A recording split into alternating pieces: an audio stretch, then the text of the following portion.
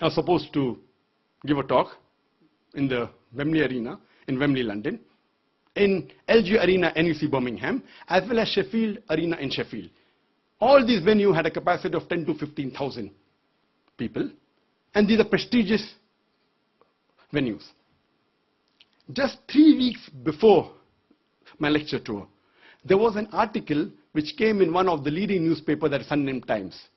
Sunday Times, it gave an article, Muslim preacher of hate let into Britain. And this article, it gave portions of my speeches, which were either quoted out of context or they were misquoted. And it portrayed me as a preacher of hate, a person who promotes terrorism. And the next couple of days, the same article was picked up, rehashed, and reprinted in many of the newspapers of UK. Not only newspapers of UK, but newspapers internationally, including the newspaper of India. Unfortunately, these articles inspired the Home Secretary of UK, Theresa May, to pass an exclusion order on the 16th of June 2010. After reading these articles and hearing some clips from the YouTube, which were again either out of context, and there were portions which were manipulated, based on these YouTube clips and the media report, the Home Secretary of UK on 16th of June 2010, she passed an exclusion order against me. And the next day, 17th of June, the Deputy High Commissioner of Britain in Bombay, on the 17th of June, they revoked and cancelled my visa. I had a valid 5 years multiple entry visa to UK, which was issued on the 15th of July 2008, valid till 15th of July 2013. I have been coming to UK since the past 20 years. I have come several times, and for lecture tours several times. I had a valid multiple entry 5 years visa which had come twice before, in 2008, 2009, which was cancelled without giving me a fair hearing. I think this is an attack on freedom of expression as well as on human rights. Charles Farr, who is the Director General of the Office of Security and Counter-Terrorism, he was not in favor of this exclusion order. And he wanted me to reach to those Muslims who he felt the government could not reach. But the Home Secretary, ignoring the advice of her senior most security advisor, she went ahead with the exclusion order, and later on, a few weeks later, she even suspended one of the advisors under Charles Farr who supported me. I personally have more faith in the judicial system rather than the political system of my country, India, as well as the country of UK. We did a judicial review and took it to the High Court. And Justice Cranston, though the Home Secretary said I have no right to file under human rights because I'm a non-UK citizen, Justice Cranston said, and he reviewed it, and he said that he can file a case. And he passed a judgment and said that the first 3 decisions of the Home Secretary on 16th of June, 17th of June, and the 27th of June, all 3 were unlawful. But however, later on in the month of August 2010, when they gave additional information, he said that this is lawful, which is not logical. I have faith in the judicial system. We have filed for an appeal against the last judgment of the High Court, and I have full faith that inshallah, very shortly, this exclusion order would be reversed by the Court of Appeal.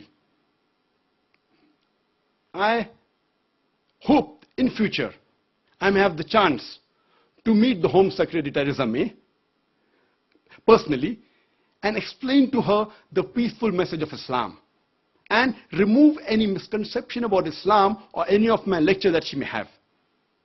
I personally would have come, I would have personally preferred to come personally in the Oxford Union and give this talk and have a lively question and answer session rather than the satellite.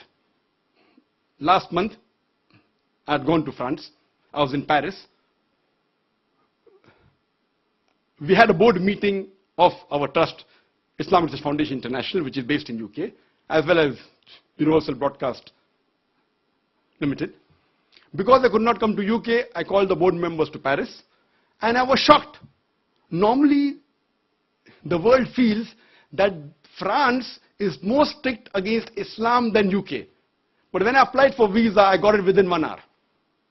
And we had the board meeting there.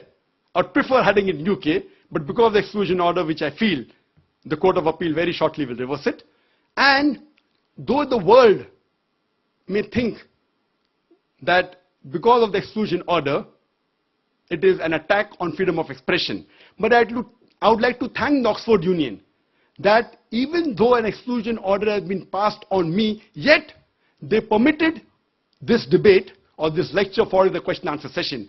I would like to thank the Oxford Union, especially the president, Mr. James Langman, for being bold and agreeing to have this lecture.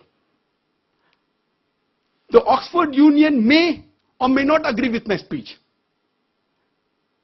They may like my talk or may not like my talk. What I appreciate is that they are really people who promote freedom of expression.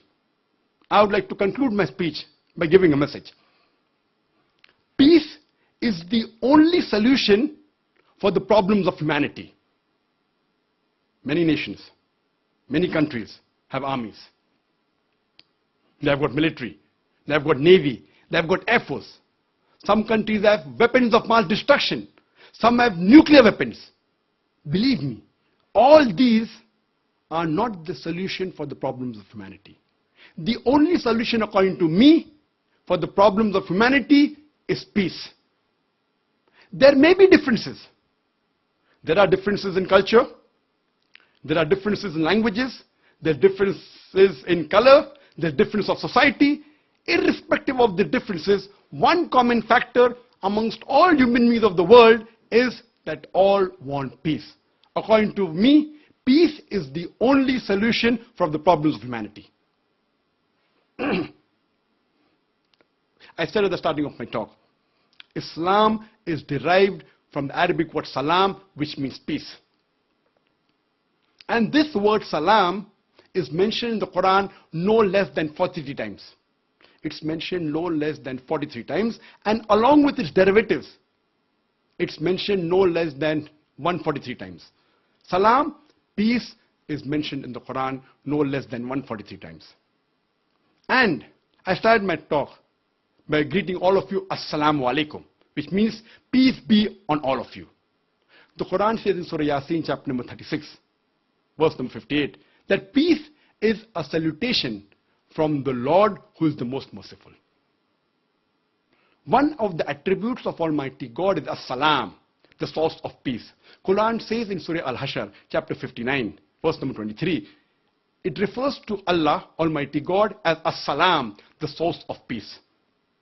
Quran says in Surah Ma'idah, chapter 5, verse number 16, that Almighty God guides those people who come towards Him, towards peace and safety, and takes them out of darkness into light. That's the reason.